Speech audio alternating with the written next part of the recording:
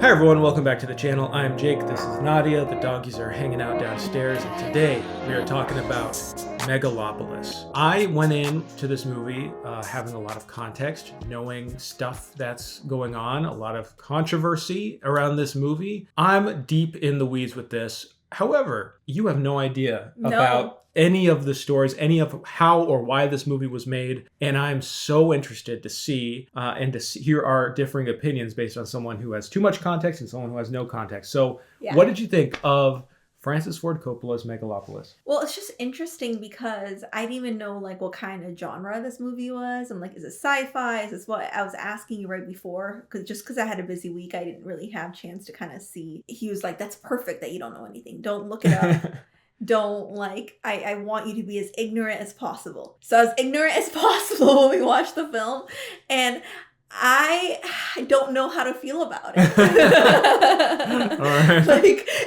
I was thinking about this last night because we watched the movie and then I came home and I was like, what? I was kind of speechless a little bit, and I really wanted to Google some of the questions that I had that still confuses me. And you were like, stay confused. For the content. For the content. So here's me staying confused. I mean, it's just confusing what's actually real and what's not real. You don't understand if Coppola is directing through perception of the main character played by Adam Driver, or if that is actually the reality and Adam Driver has some supernatural powers. Also, it's heartwarming, but it's also very cynical and it's also very outlandish. It's a very different movie from what I'm about to mention, but it reminded me of Babylon. Oh, interesting. Yeah, it reminded me a lot of Babylon because it was just so much into this world that happens, and inanimate objects start to have more humanistic qualities. Again, you don't know if it's real or not. So that happens throughout the film. As far as directing, as far as world building, it was very intriguing. It was well done. It's something that feels super futuristic,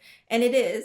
But at the same time, it's grounded in somewhat political and social climate that we're in, which is depressing because, it also tells you a lot about humans and that we don't change. Bringing back the past to the future, and almost like history is a loop. That's how I felt. As far as acting, cinematography, thought it was really great. I mean, I don't have much to say because all the actresses and Adam Driver actor, Shia LaBeouf, I haven't seen him in a long time. Mm-hmm. I thought they were all really funny and good in their portrayal of their individual characters. I mean, Adam Driver was straight out depressing, but Shia LaBeouf added a lot of humor to the role. Aubrey Plaza, she is just such a menace, and I love it.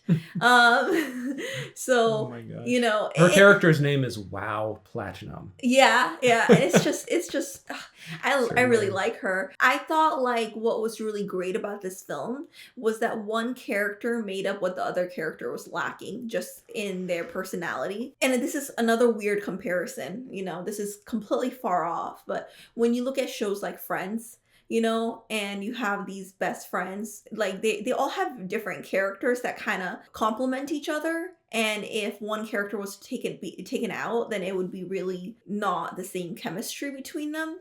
And that's how I felt about this film. You took one of the main characters or supporting characters out, it would be too much leaning one way or another. And so there was a good mix of balance there. So overall, I recommend it. Rating, I really freaking don't know.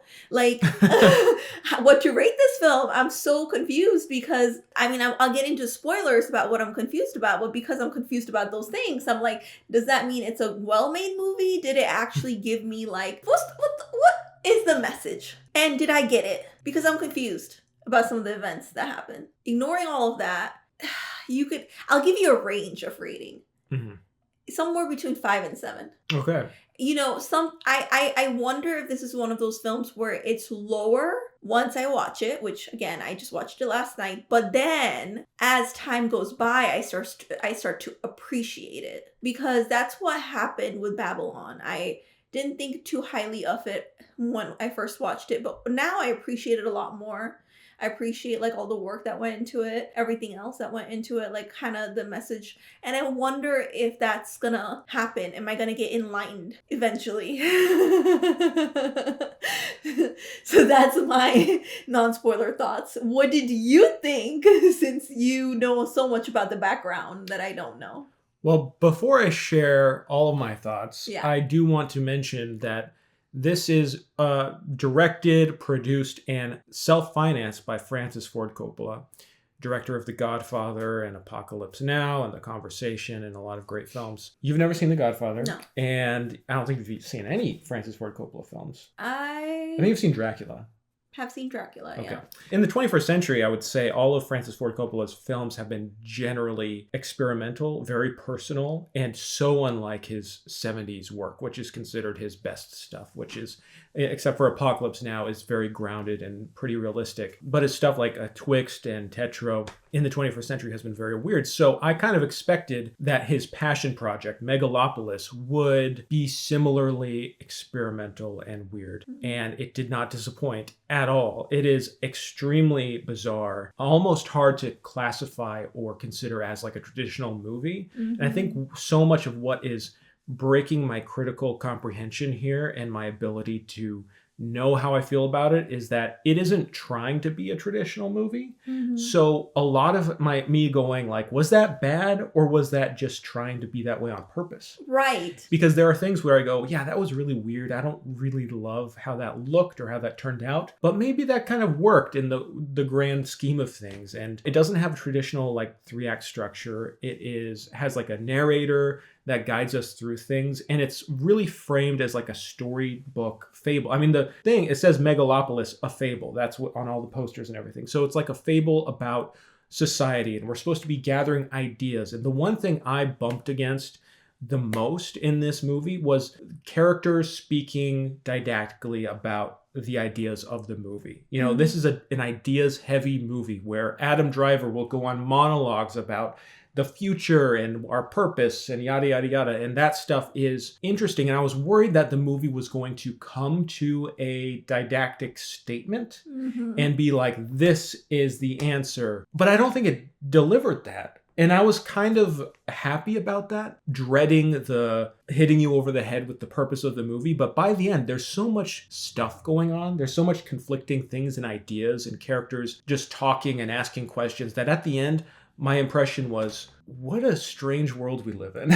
You know, like I was thinking about civilization and the future and time and all of that and ambition, because this movie's all about ambition. Of course, it was a $185 million movie budget, entirely funded by Francis Ford Coppola. He sold off some of his wine business. Wow. So he basically was selling wine for years and years and years and just spent all of that money on this passion project. It feels in a way the movie of a very old man and of a 16-year-old because it's so juvenile. There's so much dirty, raunchy, weird sexual humor in this. It's like old man humor, but also not really. And it has the energy of like a 16-year-old who just picked up $200 million and is like, let's film something like with a bunch of quotes from Aristotle. And it's so out there and so unashamed of what it is. It's almost embarrassing, some scenes to watch. Very brazen. Very brazen. Sometimes you feel embarrassed watching some of these scenes because it's so vulnerable and so unashamed of looking dumb.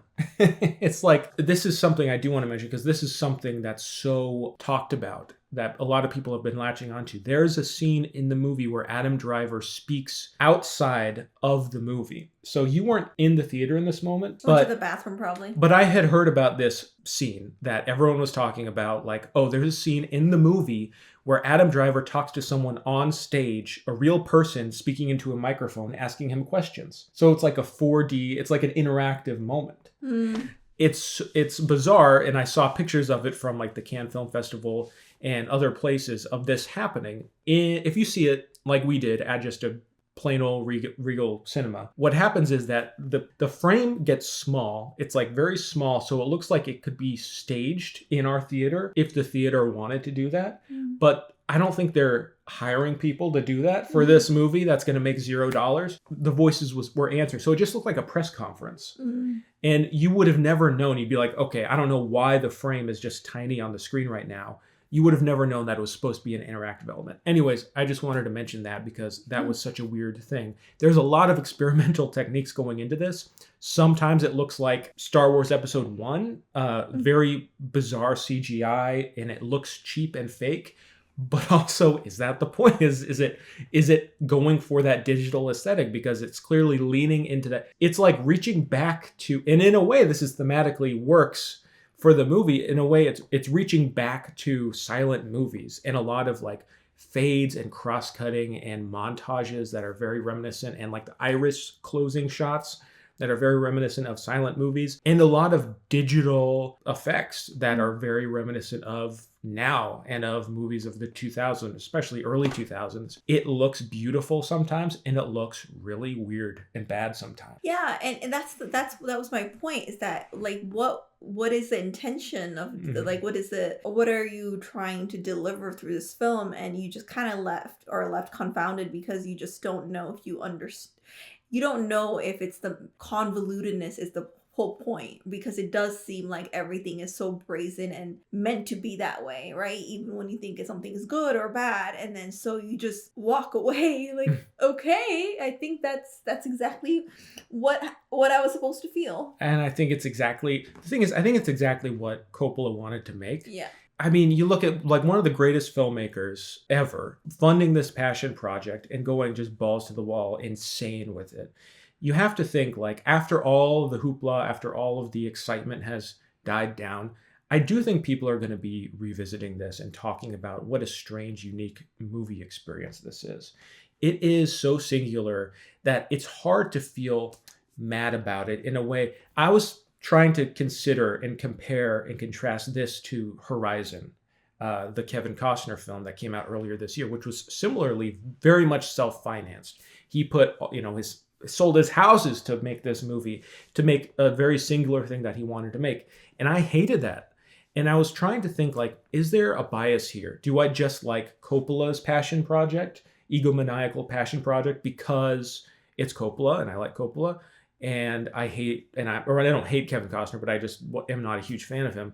Is that a bias? But I think what's really going on is that Kevin Costner did some kind of ambitious project. He put all his money to do something personal, and the result, in my mind, was something very traditional and safe. Mm-hmm. It was not pushing any boundaries. If anything, it was basic TV content, that you'd see on AMC or whatever. Whereas this, it felt like, okay, he was really trying to do something different, even if you don't like it. And there are some scenes and moments in this movie that are, I don't need to see again. But there are other moments, sequences, that particularly a Coliseum segment that was just like, my God, almost very Terry Gilliam-esque in a lot of ways. Just imaginative, very futuristic, surreal hybrid. Like, it's unlike anything else. I do want to mention, because we need to get into spoilers. Mm. I do want to mention it. At times it was hard to sit through because there's no narrative momentum, really. There's some narrative momentum, but no sense of a structure to the plot. So at multiple times in the movie, I was going, is it about to end? Is it almost over? Oh no, there's more. So it was hard to tell like where it's going, how long it'll feel. I have a sense that if I were to see it again, I'd get more out of it. So like you, I'm going to give it a range. I'm going to give it a 6 to a 9. Oh, wow. That's a bigger range than me. Just usually, I always rate things higher than you. So you do recommend it? If you are a casual movie fan, you probably don't need to see this. But if you are a cinephile, if you are if you are a sicko, you will definitely get something out of this. And why miss out? It's something different and new and weird. And like, don't rob yourself of that experience. I mean, this is probably the last movie we're going to get from Francis Ford Coppola. Maybe not. I have no idea. But it is special. So It's something that will leave an imprint. So for sure. that's for sure. So spoilers. 3, 2, 1. 3, 2, 1. Spoilers for Okay. Megalopolis. So the thing that I have a lot of questions about is, did Adam Driver's character, did he actually have superpowers or did he not? Because you think it's all in his head, but then the person who he ends up marrying and falls in love with throughout the film, they stop time together. And then when they have their little baby at the very end, the baby seems to stop time. Yeah. I think it's a metaphor. I mean, it's all a metaphor and it's all surreal. I don't think it's literal superpower. I think it's a metaphor for like the creative process and for like to be able to stop time is to be able to create something, I think. You're able to make something that lasts beyond you. That makes sense. So like for Adam Driver, it's creating his megalopolis. And at the end of the film, the baby, it's a future. It's interesting that you mentioned that because, we were talking about Coppola putting his whole, because what I hear when you say that is legacy. Yeah. And with Coppola putting like his whole, betting a lot, right, into this film.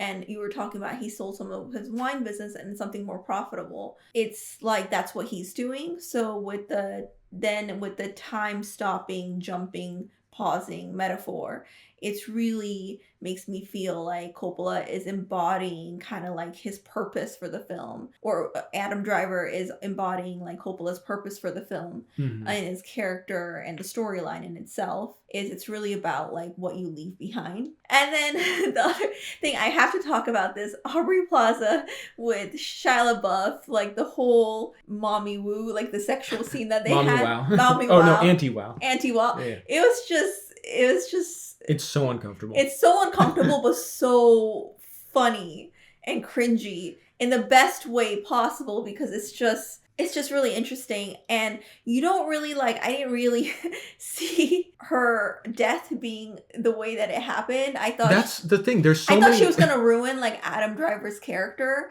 And because, she was like pausing his account or putting his accounts on hold. And I thought like it was going to be more of a devastating film where we weren't going to get a happy ending because Adam Driver didn't want to marry her or end up with her, psychopathically in love with him. No, things and the fact that like Shia LaBeouf had arrows on his butt and then he ended up like getting mobbed by the people who were supposed to support him. He got Mussolini. They string him up. So it's so there's things just happen and develop and weird developments and you think it's building it really. Again, I have to emphasize there's really no like narrative structure here. It's very chaotic in a lot of ways, but it's funny, like you're pointing out. There are genuinely funny, like campy moments that are like so big and weird. Like the climax of the movie is basically John Voight pretending to have a boner and then shooting Aubrey Plaza in the chest with an arrow. Like it is so strange. It's very mythical. Yeah, and the performances really reflect that. Shia LaBeouf is going all over the place. Adam Driver is doing this like theatrical, stilted performance. It is, I mean, he reads Shakespeare. He does the To Be or Not to Be in one sequence. It is so artificial and weird and fake that you have to like admire the ambition. Something is really beautiful about brazen production and brazen like characters just going the idea of just going for whatever they're going for without apology makes this movie more intriguing. And I mean, another thing that I had, like, I was confused, but I guess you cleared it up with the metaphor aspect, was like, like the power thing. Like when Adam Driver is going through this neighborhood that's obviously filled with poverty, right? And there's Statue of Liberty and just different things that actually end up coming to life. Yeah. And then he sees his dead wife, or she looks sick and he's like soothing her with angels and braiding her hair. That was really interesting. It is. Also, so when many he loses visuals. His eye, but then they have like something else, like kind of like. Oh, that scene where he gets shot by a 12-year-old. Oh my God. I jumped. I was like, what the it was very unexpected. His like brains like explode. Like it and was then they very... regenerate his brain. But then when he goes to go see why his account is frozen, or then it's like he's like moaning, but at the same time Then he's just very fine. diluted, very high. He takes off his bandages that are covering his disfigured face, and it's like shiny, it's almost beautiful, it's almost like angel like. And it's just interesting the way that the production and the creative team, the cinematography, kind of making like beauty out of pain. And it's almost like for you to fulfill like the ambition of like leaving a legacy, there has to be suffering with it. Adam Driver definitely delivers the performance where it comes through that he's willing to suffer for his craft or his vision. And because a lot of people in the movie don't believe in him and think he's gonna like make something worse, it doesn't turn out that way, question mark. So yeah, I do want to get into like the themes of Yeah. the movie, which can be tricky because there's a lot going on.